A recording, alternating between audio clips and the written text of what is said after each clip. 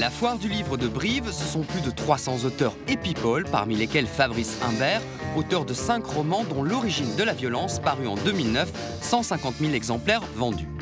Fabrice Humbert que nous avions suivi dès le matin même. Rendez-vous à Paris, gare d'Austerlitz, où l'on a embarqué à bord de l'Orient Express ou train du cholestérol pour les intimes.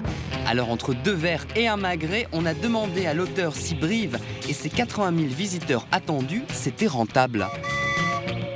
Même si on signe 100 livres, ce qui est déjà beaucoup, de toute façon, voilà, on ne peut pas dire qu'il y ait une rentabilité financière. Mais c'est un événement. Pas forcément rentable et pas toujours facile, l'écrivain s'est d'ailleurs rappelé de son tout premier salon. Tout d'un coup, il y a une dame qui s'approche du livre, qui le soupèse, qui regarde la quatrième de couverture, qui la lit, et puis qui dit « Oh, ça n'a pas l'air marrant ça !» Et elle s'en va.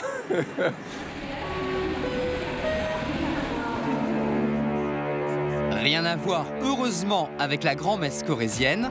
Et là, c'est souvent des gens en fait, qui m'ont déjà lu et ils me demandent des choses plus personnelles, du type est-ce que c'est une histoire familiale. En fait, il y a un lien avec les années qui se tisse avec les lecteurs. Et alors, pour le coup, il y avait vraiment une lectrice que je reconnaissais très bien.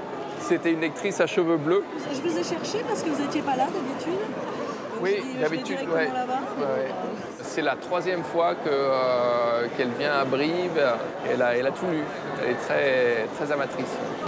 Fabrice Humbert en a profité également pour présenter Avant la chute, son dernier roman en date, où il explore la mondialisation du crime à travers plusieurs personnages, tous concernés de près ou de loin par le trafic de drogue. Lorsque j'ai fait les recherches, en fait, je dois dire que c'était tout à fait passionnant de voir cette espèce de cartographie de la drogue avec une production en Colombie, une commercialisation grâce au Mexique qui est devenue la plaque tournante de la cocaïne dans le monde, pour un passage vers les États-Unis et puis un envoi de drogue aussi vers l'Europe et un peu d'Afrique du Nord. Et finalement, les itinéraires de mes personnages suivent cette cartographie de la drogue. Et puis bon, il faut bien avouer que la drogue, c'est quelque chose de métaphoriquement très littéraire, avec cette espèce de flux de poudre blanche à travers le monde, comme les flux d'argent avaient pu être la métaphore principale dans mon livre précédent.